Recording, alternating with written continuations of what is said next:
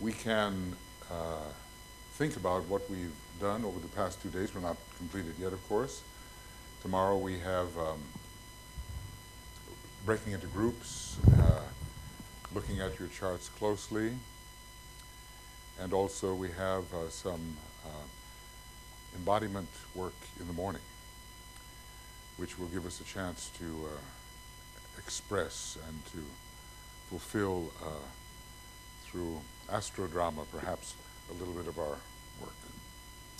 So think about the lectures that we've had, the discussions and so forth, and this could be a time for us to ask any questions of anybody that we might like, make any comments and so forth. Do we have the, that's ready? Okay, very good, yes.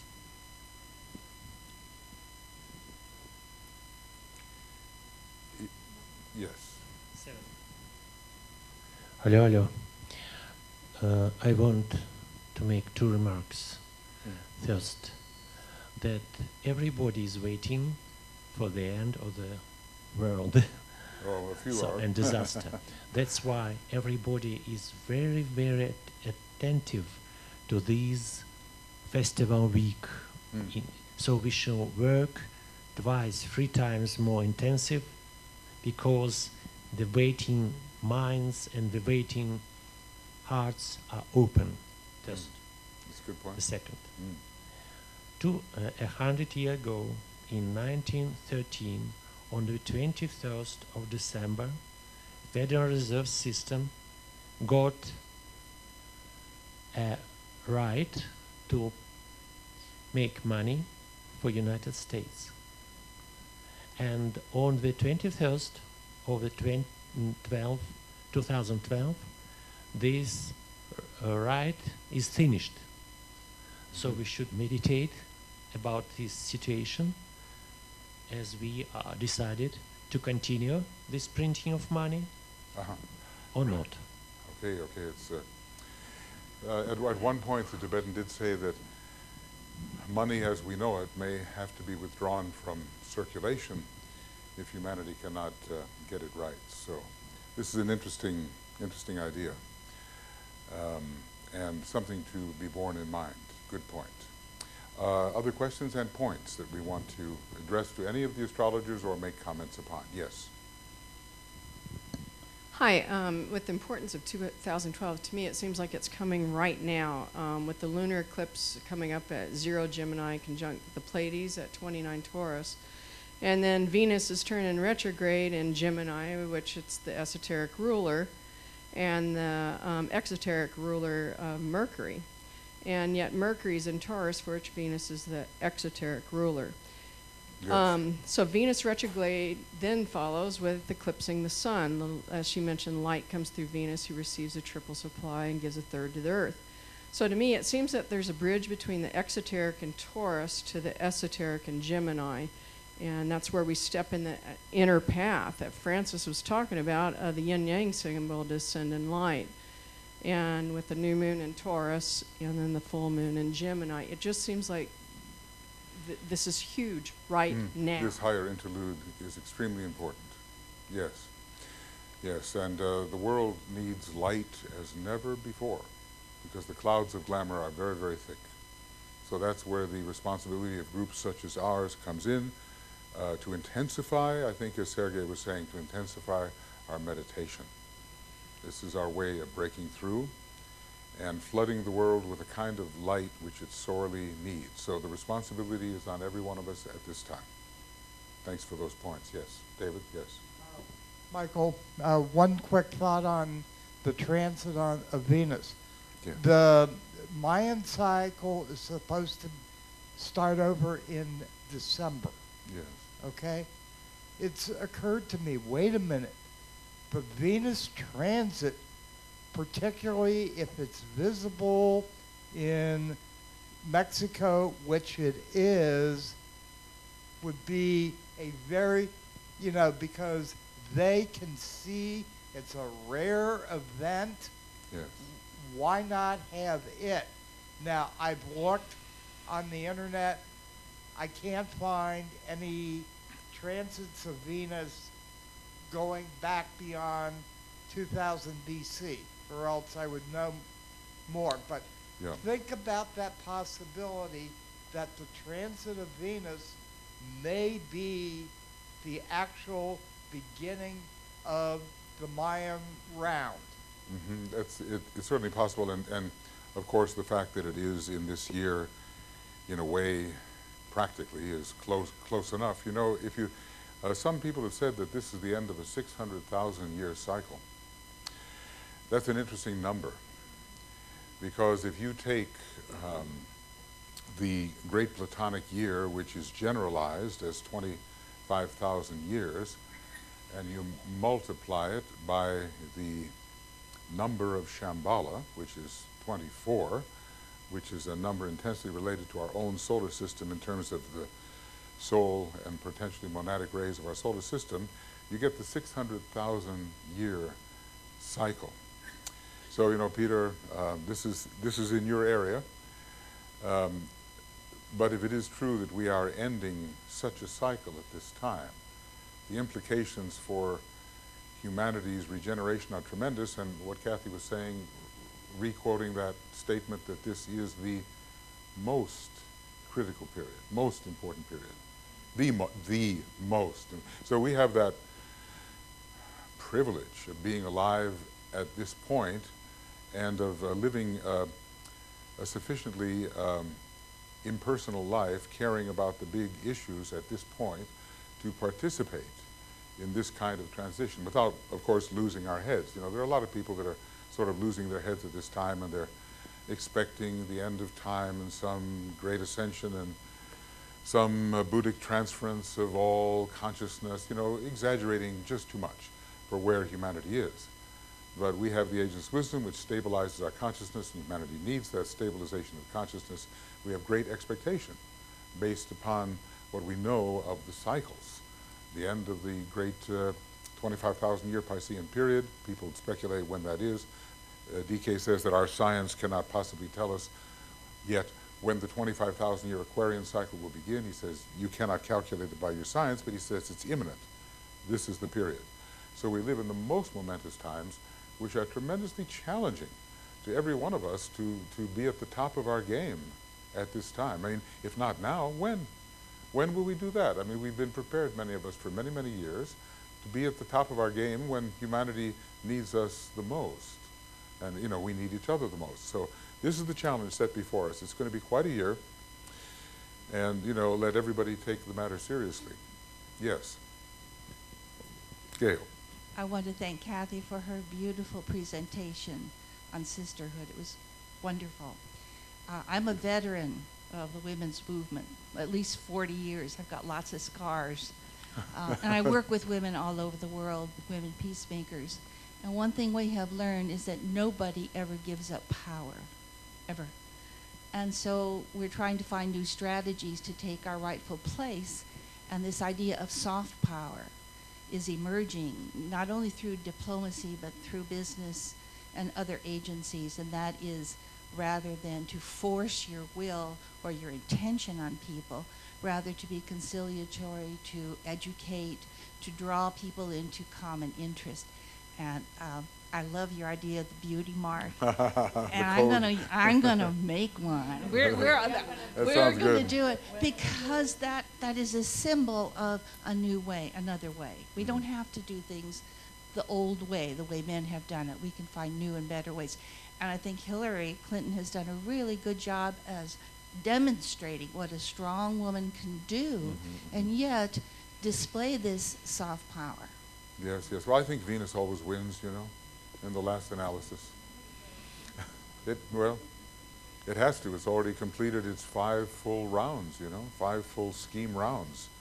It's just like the Christ on a higher level. It wins. It's the fastest. So that's where we are. And the Martian ways just really have to fade with the outgoing of the 6th ray. I mean, it's, you know, the valor of Mars is needed, but we know who serves what, you know. Yes, yes, let's get one over here to Francis.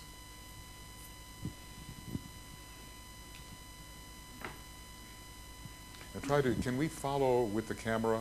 Are you following with the camera? Who is, yeah, okay, good. The other great thing about the beauty mark idea is that Where is that mark on? It's on the solar orb, right? So you are, the hidden message there is that you're representing solar consciousness. You know?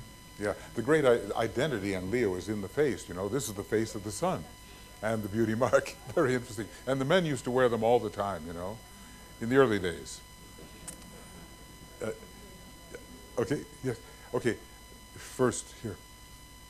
I met an interesting fellow on the train coming up. He was sort of a Neptunian occultist, and we had an 8-hour conversation. We were both Geminis. He made the observation that everyone was worried about year 2000, 2K, Y2K, but the changes happened in the 18 months after the change. And now we're facing 2012, 2013, the last 2 years of externalization in the new group of world servers cycle. So I've been telling everyone that even anyone at all, that if you have anything good to give, these are the 2 years to give it. Mm-hmm. That's right. But I think perhaps the results will come in 2013, not 2012. Well, that's the opposition of Pluto to Sirius. Right. See?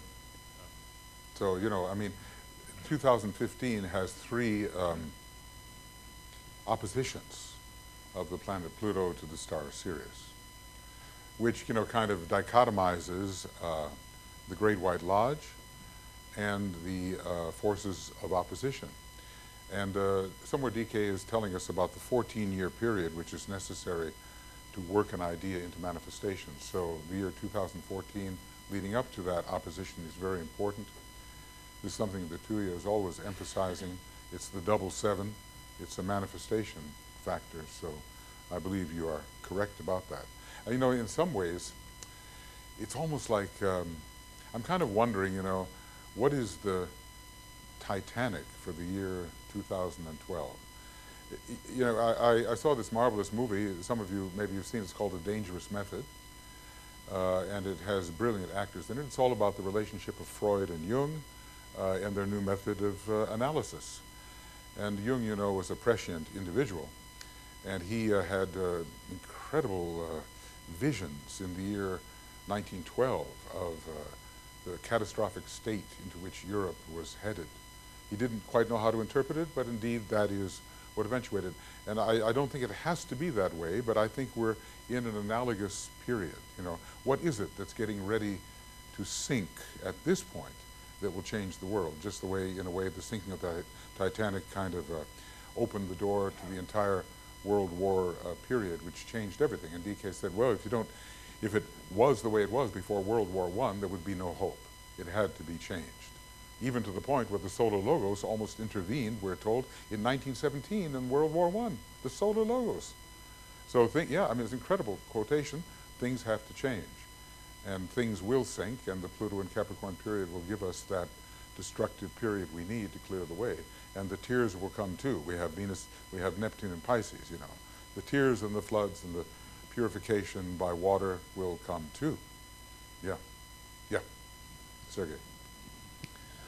I want to thank Kathy for her brilliant lecture, and to remind us that the humanity as a world disciple now go into the sign of Taurus, and the Taurus is ruled by Venus and Vulcano. Vulcano is substitute for Sun, so connection between Taurus, the Earth, Yeah.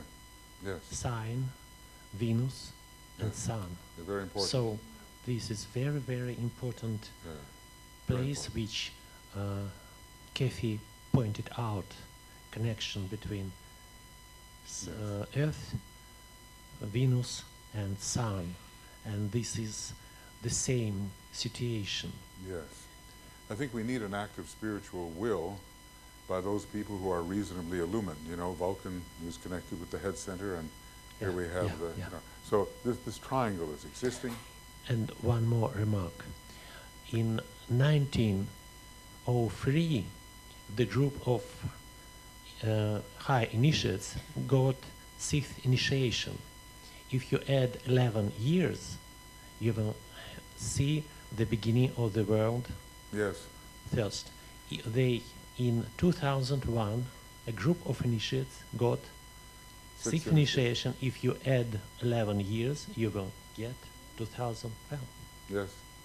Yes. So, you know, when the Great Decision period comes upon us, the Chohans are making certain determinations which usually work out in fairly drastic results for humanity, even though they really clear the way for progress.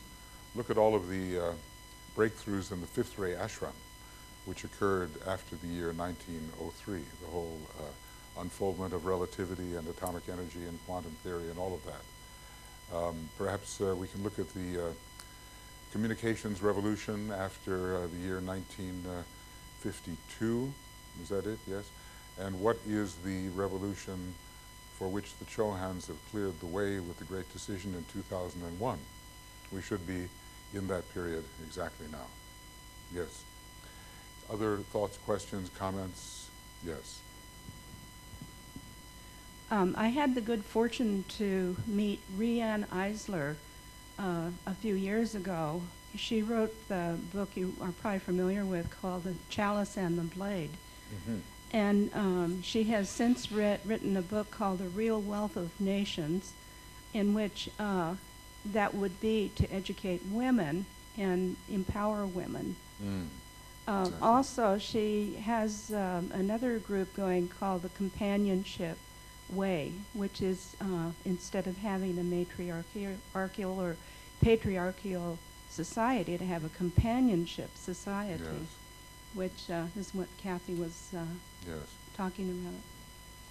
Yes, you know, we're in that, what did Kathy say about the Libran interlude on our particular planet? So the opportunity is very great for that. We've had matriarchy, we've had patriarchy, but we have not had the balance. So, yes, well, you know, what's Master Morya's comment? Basically that women are bringing in the new age. Doesn't he say it? He does say it, you know. Yes.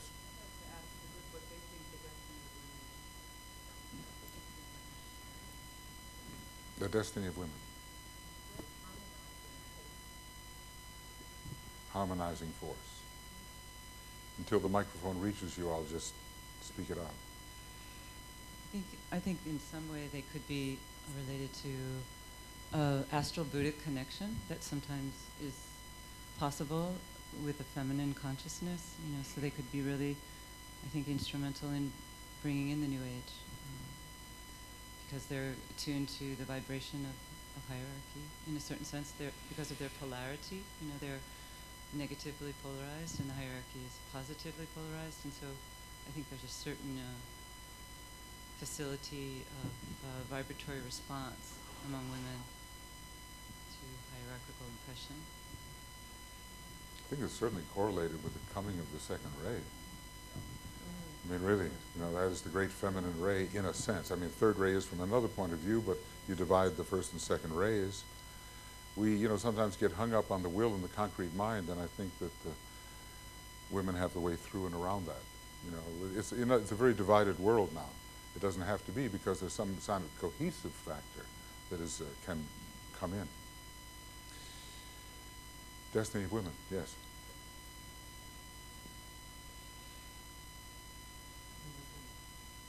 Or Mike, yes. There you go. There you go. What's sinking and what more is there to sink? And it's kind of clear that the whole economic system is Yep. sinking wondrously. And when you think about the value system behind money and the abstraction that money has been, making money on top of money, you compare it to giving birth to life. This is not just only women, but I mean, we think about the destiny of women. The feminine in all of us nurtures things. Right. And that, when you think about what we want to put first, isn't it our children? Isn't it the planet, life on the planet? We are on the receiving end of 4 websites, maybe you are too, Kathy, that are all about the new role for women, including the sisterhood now that Toya's put together. And these have a reach of thousands of people around the world. It's quite extraordinary, the same question being asked all over. And the number of women stepping forth, and there have been many before that have done this. It seems to me what we're getting is an awakening of the whole notion of what do we want to nurture into life that gives life. for future generations. Yeah, that sisterhood concept, maybe some of you know about the Blue Rose Sisterhood that my wife Tuya is sponsoring. So it's had a wonderful response all over the world, and there's been an inaugural meditation and transmission of music and meditation, and very beautiful. It's spontaneous response. I think something is really required. And I would also like to say regarding tomorrow night, I don't want to forget, we're going to end our astrology early. I think it will be necessary to eat dinner early. There's going to be that beautiful little ceremony over there in the Palo Verde room. What do we call it? Is it Jupiter room? Or is it the Venus room? I forget. But anyway, that the ceremonial group, which so wonderfully subjectively supports what's going on here at the conference with the whole Davic presence and the use of the cohesive second, fourth, and seventh rays, will be presenting their work, their altars, their yantric work together.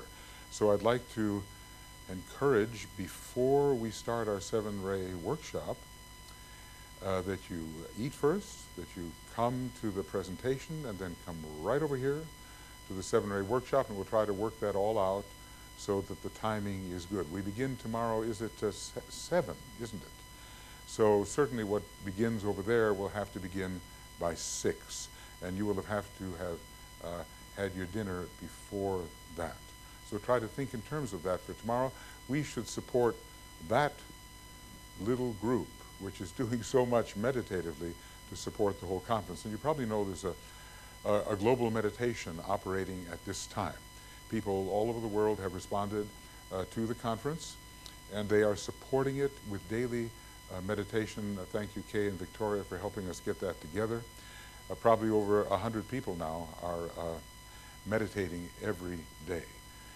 So that we are being subjectively supported very strongly by a lot of goodwill and meditative ability all over. And we should honor that.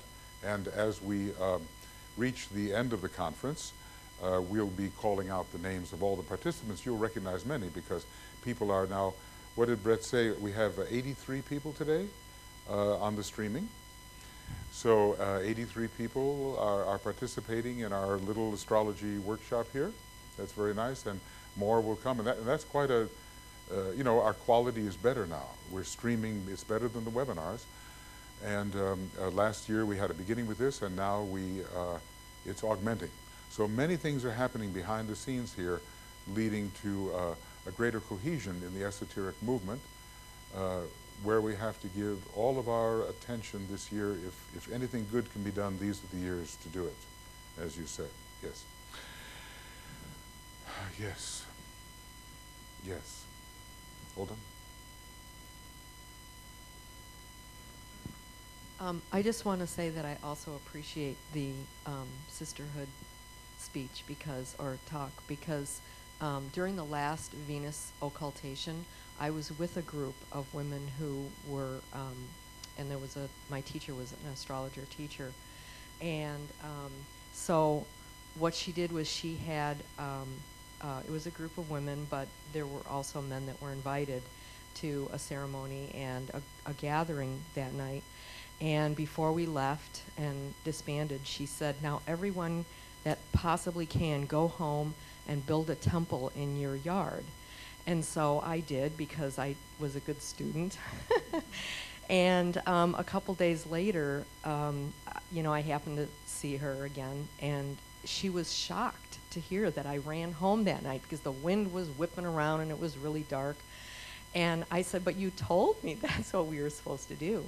But I mean, the amazing miracles that happened in my backyard after that is just, I could fill a small book. And also the gardens, I mean, the wild flowers that just came popping up after that. And you know, that's something that that Venus is very notable for, is gardens. The flowers. The flowers, yes. So I just wanted to share that, and thank you. That's very beautiful. Well, we have a temple, by the way. We do have a temple here in the conference, as you know. A temple has been built in the ceremonial room, and maybe, I don't know, it might be transferred here too as a meditative room. We have to see how that works out. Right.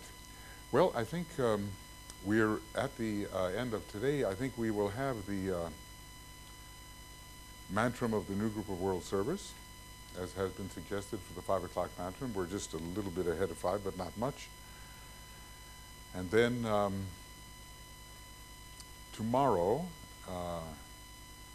I'd like to meet with the astrologers right after this, if that's okay. Just for a very brief time, and we can plan just a little bit of how we proceed for tomorrow. And maybe we'll get Bob in on that as well, so, okay.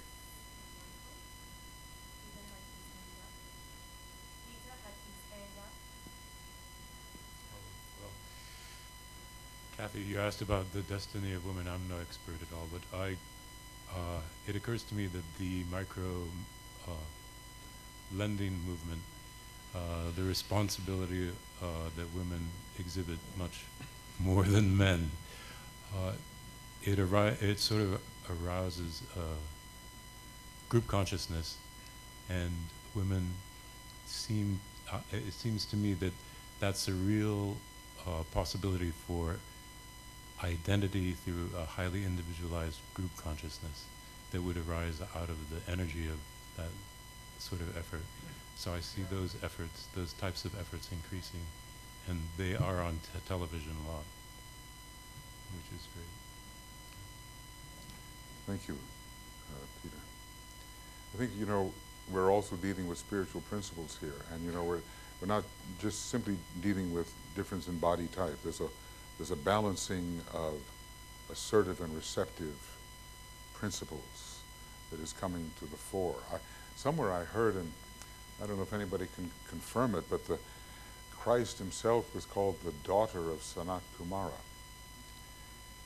Interesting idea, you know. So we're also talking about what is psychologically feminine and spiritual, what is psychologically masculine and spiritual. So those factors have to be held in mind. There certainly are, you know, fairly masculine souls on the first ray. It doesn't make any difference what body they're in. And thus it goes as well for those who embody the feminine principle. Yes? I really have to say this. You know, we have to prepare for the possibility that Christ will come as a woman.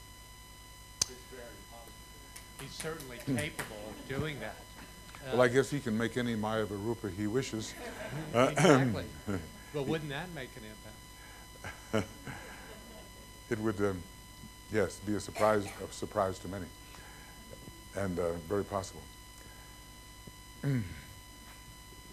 Although, as I say, he does have his Maya Varupa at the moment, but whether he'll trade that one in for another, we don't know, but that's up to the great Lord.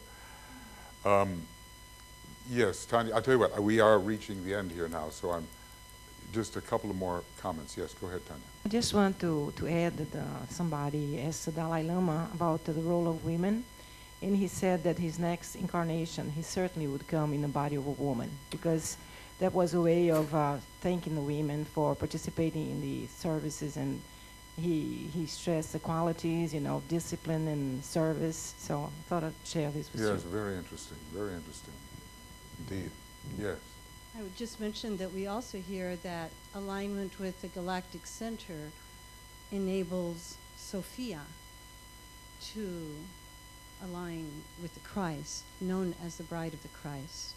Okay. Well, you know, these are great spiritual principles. He tells us that, what does he call it? Beauty.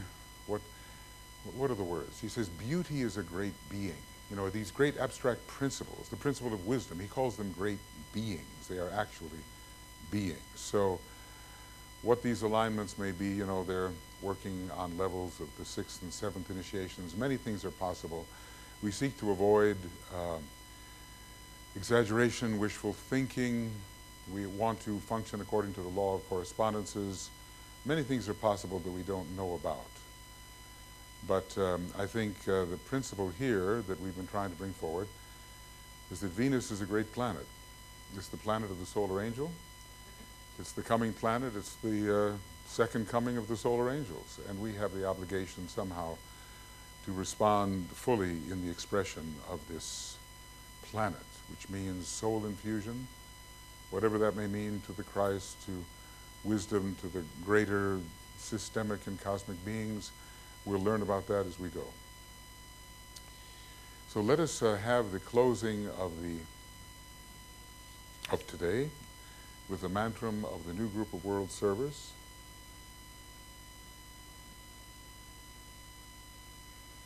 Yeah, it was goodness, beauty, and truth, wasn't it? Goodness, beauty, and truth, the names of three great beings. And so, obviously, Sophia, wisdom, and all these things, these are large concepts and beings.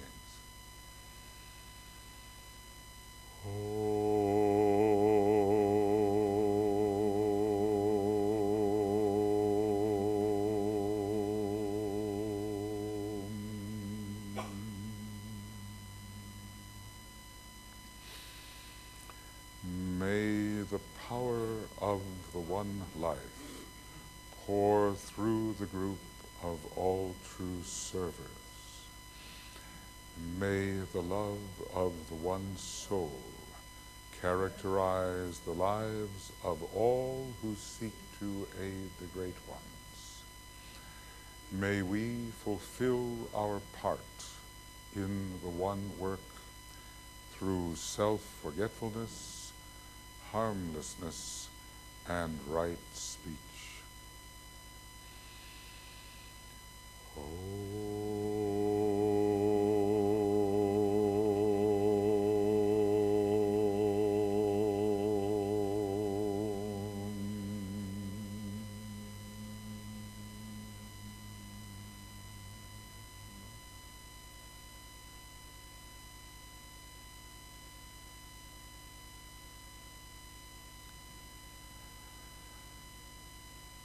Okay, everybody, thank you so much for these last 2 days. You've done very well. Remember Philip's books over here, and remember to sign up for your astrological readings. And we'll see you tomorrow morning at 9 o'clock, same time, same station, right here.